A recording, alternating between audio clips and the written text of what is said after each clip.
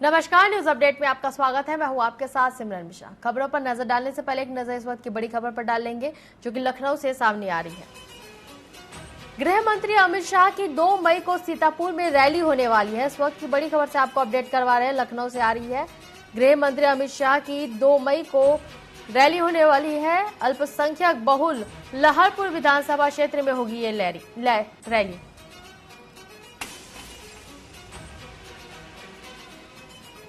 गृह मंत्री अमित शाह की रैली को लेकर तैयारियां तेज कर दी गई है। इस वक्त की बड़ी खबर से आपको अपडेट करवा रहे हैं, लखनऊ से आ रही है। अमित शाह की 2 मई को सीतापुर में रैली होने वाली है, जिसको लेकर तैयारियां तेज कर दी गई है।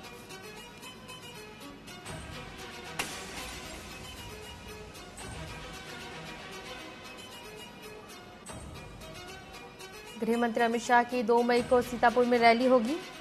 बड़ी खबर इस वक्त की लखनऊ से आपको बता रहे हैं।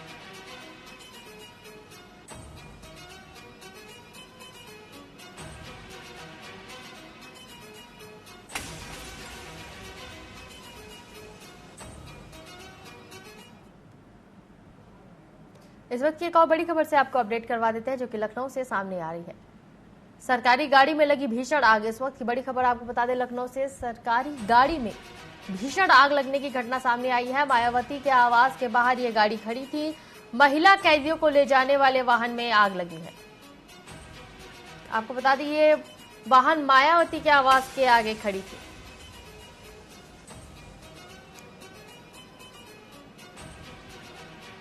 आपको बता दें, ये गाड़ी महिला कैदियों को ले जाने वाली ये वाहन है जिसमें आग लगने की घटना हुई है। मायावती के आवास के सामने ही ये घटना हुई है। घटना के वक्त गाड़ी में कोई भी मौजूद नहीं था। लखनऊ एनेक्सी के पास की ये घटना बता रहे हैं आपको।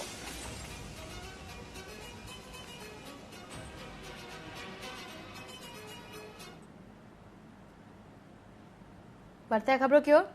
तो 5वें चरण के चुनाव के लिए नामांकन प्रक्रिया जैसे जैसे तेज होती जा रही है, वैसे वैसे नेताओं के बीच जुबानी जंग भी तेज होती जा रही है। गोंडा लोकसभा क्षेत्र से भाजपा उम्मीदवार कीर्तिवर्धन सिंह ने नामांकन दाखिल किया। वहीं नामांकन दाखिल करने के बाद मीडिया से बातचीत के दौरान उन्होंने कहा कि हम लोग विकास और राष्ट्रवाद के मुद्दे पर चुनाव लड़ रहे हैं। महंगाई और बेरोजगारी के सवाल पर कीर्तिवर्धन सिंह ने कांग्रेस, समाजवादी पार्टी और भारतीय समाजवादी पार्टी को आड़े हाथों लेते हुए कहा कि इन लोगों ने देश और प्रदेश को बारी बारी से लूटा है, जिसके चलते आज बेरोजगारी बढ़ी है।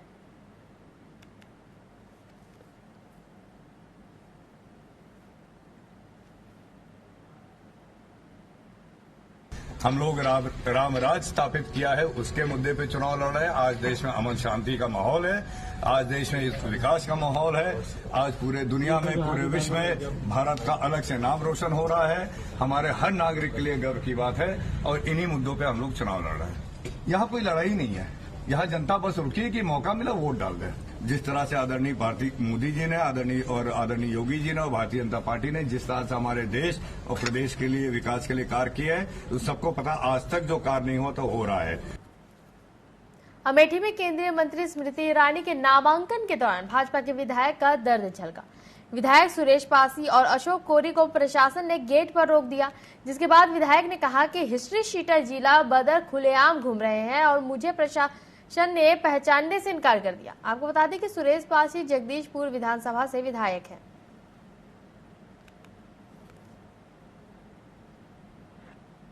लोग और एसडीएम खड़े लोग कह रहे हैं कि हम कौन हो विधायक, उनको पहचानते नहीं, अंदर नहीं जा सकते। और हिस्ट्री सीटर जो है वो सब घूम रहे हैं पूरे जिले में, जिला बदर अपराधी। मतलब अमेठी के प्रशासन पर भी हैं, उसके बाद में भी आपको नहीं जाने दिया जा रहा? हाँ बिल्कुल नहीं जाए, आपके सामने कह रहे तुमको पहचानते नहीं कौन। केंद्रीय मंत्री स्मृति ईरानी ने अमेठी से नामांकन भर दिया है। इस दौरान मध्य प्रदेश के मुख्यमंत्री डॉक्टर मोहन यादव नामांकन में शामिल हुए। मीडिया से बातचीत करते हुए सीएम यादव ने कहा कि आज अमेठी में नामांकन के समय एक नया इतिहास बना। केंद्रीय मंत्री स्मृति ईरानी ने अपना नामांकन पत्र जमा किया। उन्होंने कहा कि अमेठी में ऐसा कोई घर बाकी नहीं होगा जहां से निकलकर हमारा समर्थन नहीं आया। जिस प्रकार से जन समर्थन मिला है, इसके लिए मैं जनता को बहुत बधाई देना चाहती हूँ। सीएम मोहन यादव ने जीत का दावा करते हुए कहा कि मुझे जो लक्षण दिखाई दे रहे हैं उसके हिसाब से स्मृति जी इस बार कई रिकॉर्ड तोड़ेंगी।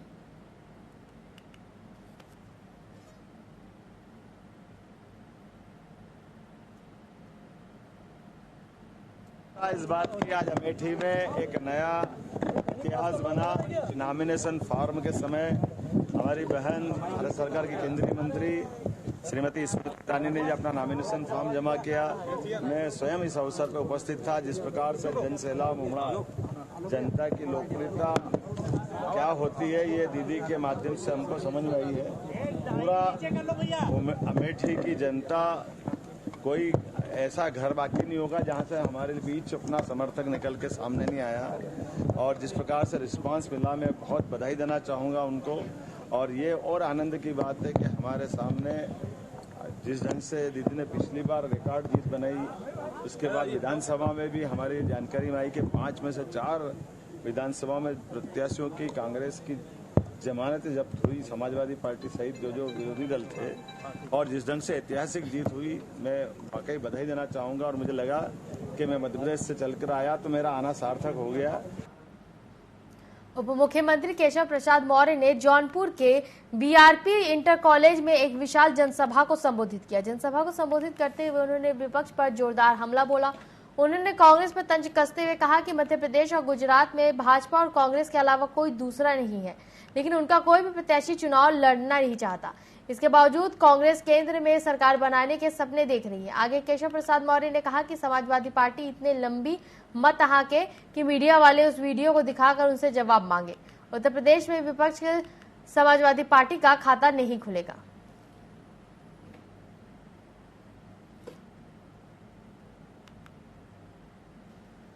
की 80 लोकसभा सीटें यूपी की, और जो 400 पार, अब की बार 400 पार, फिर एक बार प्रचंड बहुमत से मोदी सरकार, इसका फैसला देश की जनता कर चुकी है। 2014 में मोदी जी के नाम की हवा थी, 2019 में आंधी थी, और 2024 में मोदी जी के नाम का तूफान चल रहा है। कमल खिलेगा तो जौनपुर भी खिलेगा, मछली शहर भी खिलेगा, यूपी खिलेगा और हिंदुस्तान भी खिलेगा, ऐसा लोगों का भरोसा है। मैनिफेस्टो लेके क्या कहेंगे आप? झांसी में ताक-झांक के शक में पड़ोसियों ने एक युवक के साथ मारपीट की। इसी दौरान युवक छत से गिर गया, जिससे उसके सिर में गंभीर चोट आई। इलाज के दौरान युवक की मौत हो गई। पीड़ित पक्ष ने पड़ोसियों पर हत्या का आरोप लगाते हुए कार्रवाई करने की मांग की है। वहीं परिजनों ने शव को चौराहे पर रखकर प्रदर्शन शुरू कर दिया। परिजन गिरफ्तारी की मांग पर अड़े रहे। पुलिस के आश्वासन के बाद प्रदर्शन खत्म कराया गया।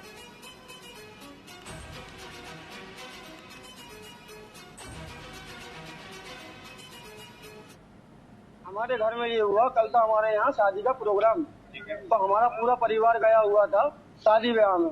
हमारे छोटा भाई है, बड़ा भाई है मेरा, 10 दिन बड़ा है मुझसे। कहने घर में अकेला था, तो इसको अकेला पाकर पिछली पुरानी दुश्मनी के लेकर इन्होंने इससे पहले भी हमारे एक भाई के साथ प्राणघातक हमला करा था।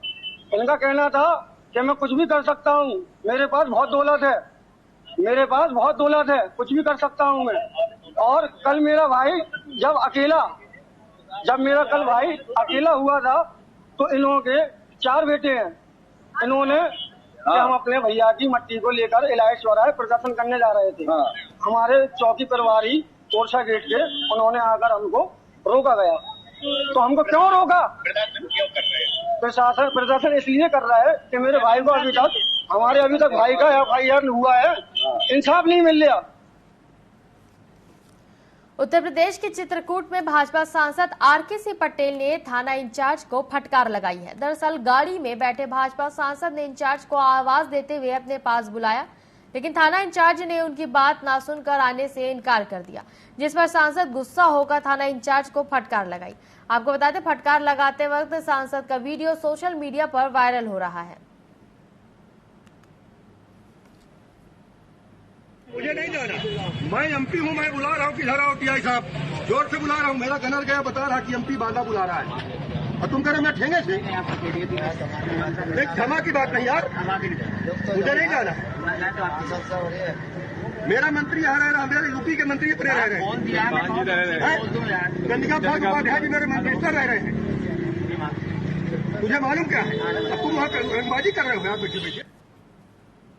उत्तर प्रदेश का पहला glass sky walk bridge Chitrakoot के तुलसी शबरी जल प्रपात पर बनकर तैयार हो गया है, जहां प्रपात पर भगवान राम के धनुष और बाण के आकार का ब्रिज बनाया गया है, जिसमें भार की क्षमता प्रति वर्ग मीटर 500 किलोग्राम रखी गई है।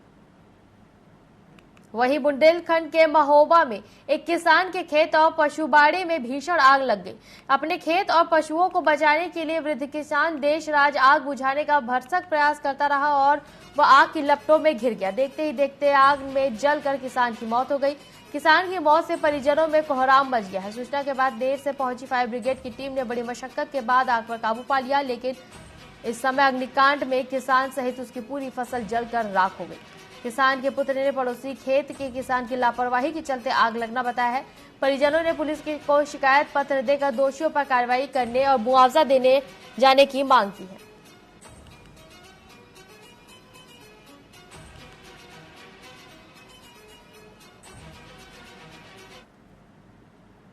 झांसी में अपने घर जा रहे युवकों की बाइक सड़क किनारे खड़े ट्रक में घुस गई, जिससे बाइक सवार 2 युवकों की मौके पर ही मौत हो गई। वही घटना की सूचना मिलते ही पुलिस मौके पर पहुंची और दोनों शवों को कब्जे में लेकर उसे पोस्टमार्टम के लिए भेज दिया है।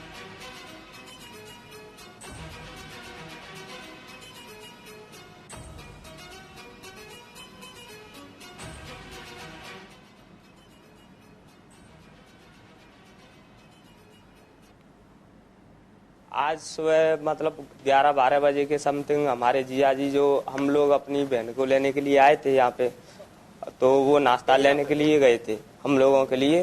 तो वहाँ पे मतलब निकले वहाँ से, तो वो हमारे बड़े जिया भी थे साथ में, तो उनको लेके नाश्ता लेने के लिए गए थे।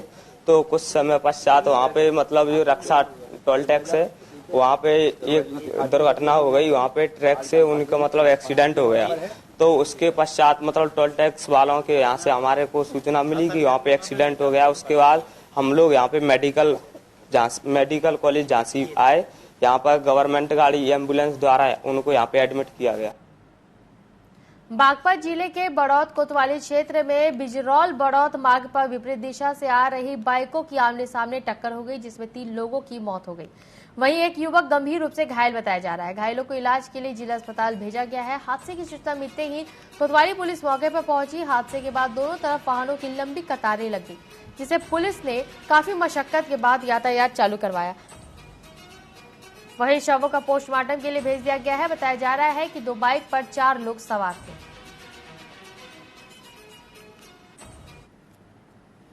1:30 बजे थाना बड़ौत के वाजीपुर ग्राम के पास में एक सड़क दुर्घटना हुई, जिसमें 2 बाइकों की आमने सामने की आपस में टक्कर हुई। एक युवक की मौके पर ही मृत्यु हुई। 2 व्यक्तियों की उपचार के दौरान मृत्यु हुई है। एक व्यक्ति का अभी उपचार चल रहा है। शवों को पंचायत राम में भरकर पोस्टमार्टम के लिए भेज दिया गया है। अग्रिम वैधानिक कार्रवाई प्रचलित है। Thank you. लगभग 1:30 बजे उत्तर प्रदेश में लोकसभा चुनाव का आगाज हो चुका है। सभी राजनीतिक पार्टियों के प्रत्याशियों ने अपनी अपनी कमर कस ली है और सभी क्षेत्रों में जनसंपर्क करने में जुटे हुए हैं। इसी कड़ी में एटा कासगंज से बसपा प्रत्याशी मोहम्मद इरफान एडवोकेट ने अपनी लोकसभा क्षेत्र में लोगों को संबोधित किया। बसपा प्रत्याशी मोहम्मद इरफान एडवोकेट से टीवी24 जिला संवाददाता राज वर्मा ने खास बातचीत की है। लोकसभा चुनाव का आगाज हो चुका है और सभी पार्टी के प्रत्याशी मैदान में निकल चुके हैं और जनसंपर्क करने में जुट गए हैं। आज हमारे साथ मौजूद हैं बसपा से प्रत्याशी इरफान जी हमारे साथ मौजूद हैं। आइए इनसे बात करते हैं, किन मुद्दों के साथ ये जनता के बीच जा रहे हैं। जी, मेरा नाम मोहम्मद इरफान एडवोकेट है। जी, मैं यहाँ दीवानी में पिछले करीब 35 सालों से दीवानी की वकालत कर रहा हूँ और क्षेत्र की जनता की वकालत करते हुए अदालतों से उनको न्याय दिलाने का काम मैंने किया है। हमारे एटा लोकसभा क्षेत्र में काफी समस्याएं हैं, या यूँ कहिए कि समस्याएं ही समस्याएं हैं। जी, उन समस्याओं का समाधान करने के लिए पिछले करीब 50 सालों में कई जनप्रतिनिधि हुए। 15 वर्ष से तो एक ही पार्टी के सांसद हैं, लेकिन किसी भी सांसद ने समस्याओं की तरफ कोई ध्यान नहीं दिया। हमारे जो मौजूदा सांसद हैं वो आते हैं, चुनाव जीतते हैं भावनाओं के आधार पर और चले जाते हैं। जनता का उन्हें कोई ख्याल नहीं रहता, न विकास की कोई बात करते हैं, न लोगों से उनकी दुख दर्द तकलीफ में कभी हिस्सा लेते हैं। आपकी कितनी सीटें आने की उम्मीद है? यूपी में हमारी कम से कम 25 सीटें आएंगी। आप जैसे कि जनता को चुन लेती है, तो आप जनता के लिए क्या वादे रहेंगे, किन बातों पे अपनी रहेंगे? देखिए, वादे तो नेता करते हैं, मैं नेता नहीं हूँ, मैं समाज सेवक हूँ और मैंने जनता से एक ही भरोसा दिलाया है और दिला रहा हूं कि मैं आपकी सेवा जैसे अभी तक करता रहा हूं वैसे ही आगे भी करता रहूं। ये हमारे साथ बसपा प्रत्याशी इरफान जी मौजूद थे। इनका साफ तौर पे कहना है कि जनता इनको अगर मौका देती है तो जनता की ये सेवा करेंगे और निष्ठा भाव से अपना काम करेंगे और जो भी सरकारी योजना है उनसे लाभार्थी को लाभान्वित कराएंगे। अपने सभी कैमरा पर्सन के साथ मैं राजमार्ग टीवी 24 न्यूज एटा। लोकसभा चुनाव के बीच लगातार दल बदल का मामला सामने आ रहा है। शनिवार को 1 दर्जन से अधिक बसपा और कुशवाहा समाज के लोगों ने समाजवादी पार्टी की सदस्यता ग्रहण कर ली। इस दौरान समाजवादी पार्टी प्रत्याशी अक्षय यादव ने उन्हें पार्टी की सदस्यता दिलाई। अक्षय यादव ने भाजपा पर जमकर निशाना साधते हुए कहा कि भाजपा के प्रति लोगों में काफी आक्रोश है। हमें होर्डिंग लगाने के लिए भी काफी मेहनत करनी पड़ रही है, जबकि भाजपा प्रत्याशी के होर्डिंग जगह जगह लगे हुए हैं।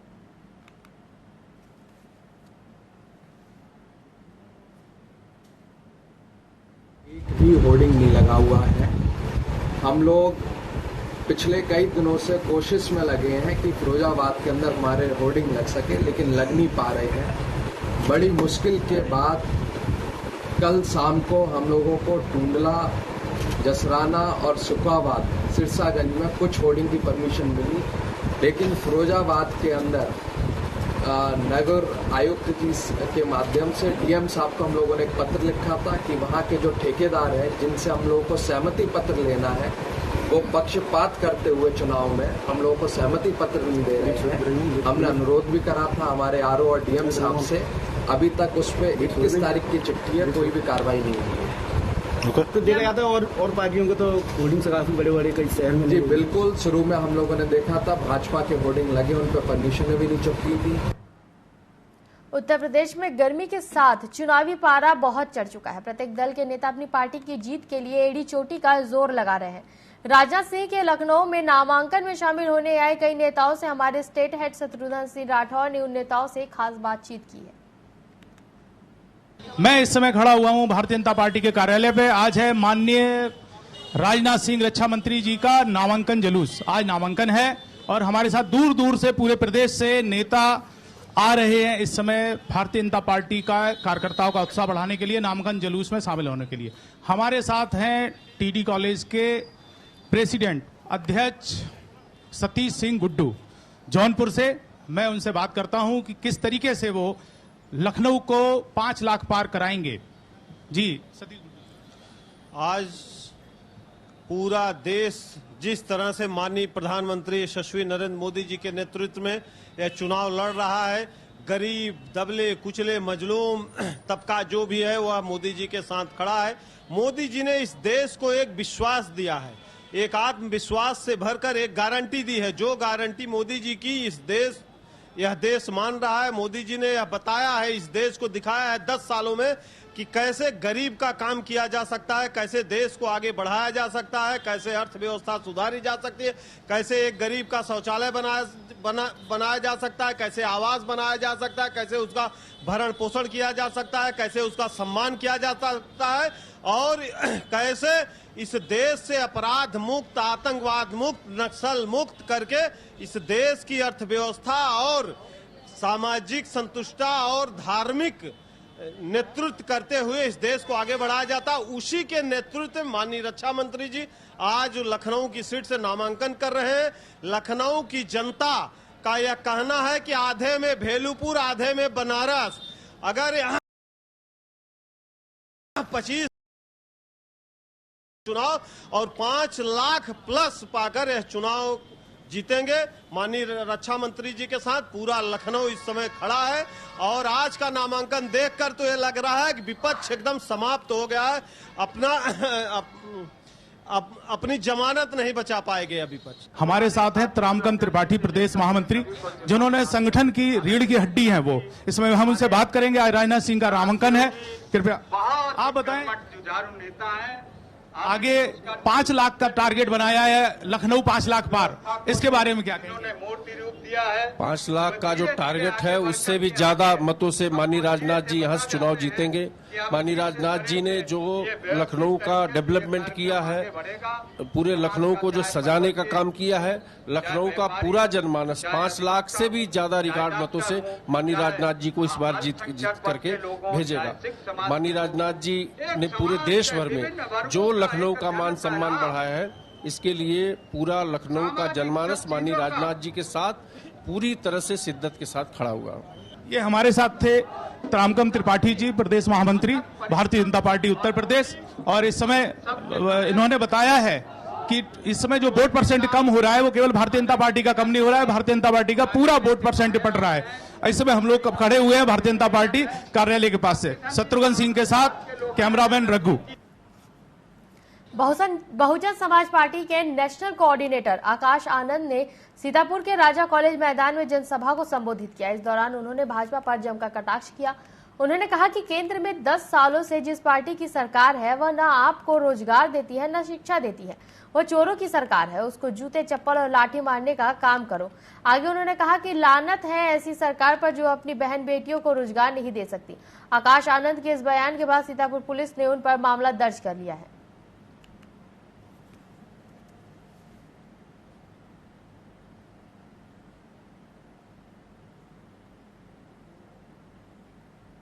इस रैली में इस राजनीतिक दल के वक्ता श्री आकाश आनंद, उम्मीदवार महेंद्र सिंह यादव, श्याम अवस्थी, अंशय कालरा तथा रैली के आयोजक श्री विकास राजवंशी इत्यादि रैली में उपस्थित थे। रैली में वक्ता के द्वारा आम जनमानस में हिंसा भड़काने की कोशिश करते हुए असंसदीय भाषा का प्रयोग करते हुए वक्तव्य किया गया, जिसके आधार पर आचार संहिता के उल्लंघन का एक मामला पंजीकृत किया गया है। इसमें धारा 171C, 153B, 188, 505(2) तथा आरपी एक्ट की धारा 125 के अंतर्गत अभियोग पंजीकृत किया गया है। अग्रिम वैधानिक कार्यवाही की जा रही है। राजनीतिक दल झांसी की मऊरानीपुर कोतवाली पुलिस को लूट के मामले में बड़ी सफलता हाथ लगी है, जहां इस घटना को अंजाम देने वाले 3 शातिर बदमाशों को पुलिस ने गिरफ्तार कर लिया है, जिनके पास से लूटा हुआ माल भी बरामद किया गया है। दरअसल 13 अप्रैल की देर शाम रानीपुर से कस्बा लूहर गांव निवासी गयादीन अपने साथी के साथ व्यवसाय कर बाइक से अपने घर जा रहा था। इस दौरान 2 बाइक सवारों ने उसके साथ मारपीट कर उसका फोन छीन लिया और फरार हो गए थे।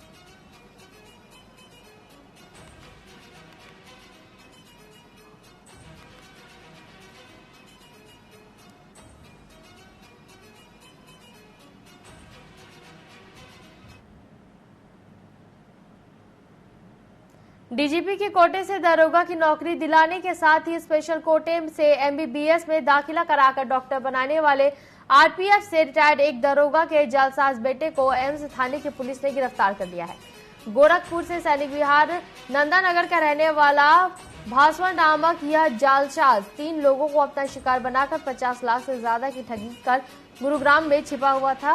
उसकी गिरफ्तारी के लिए एसएसपी ने 25,000 रुपए का इनाम घोषित किया था। ठगी के शिकार 3 लोग कहीं न कहीं से रिश्तेदार हैं। जालसाज ने एक व्यक्ति को पहले अपने जाल में फंसाया और बाकी 2 अन्य एक दूसरे के पीछे पीछे जाल में फंस गए। के थाना एम्स अंतर्गत झरना टोला चौकी प्रभारी अनीश शर्मा को एक अच्छी सफलता मिली है, जिसमें उन्होंने एक 25,000 रुपए के इनामिया जालसाज, जिसने पूर्व में एम्स में नर्सिंग ऑफिसर के पद पर भर्ती कराने या फिर डीजीपी कोटे से सब इंस्पेक्टर बनाने या फिर देवरिया में मॉडल शॉप का ठेका दिलाने के नाम पर या फिर अच्छे मेडिकल कॉलेजेस में एमबीबीएस की सीट दिलाने के नाम पर लाखों रुपए का घोटाला किया है। इस व्यक्ति ने 4 लोगों से अभी तक कम से कम 60 लाख रुपए के आसपास पैसे वो ऐंठने का मामला प्रकाश में आया है। न्यूज अपडेट में फिलहाल के लिए इतना ही। बने रहिए टीवी 24 के साथ। नमस्कार।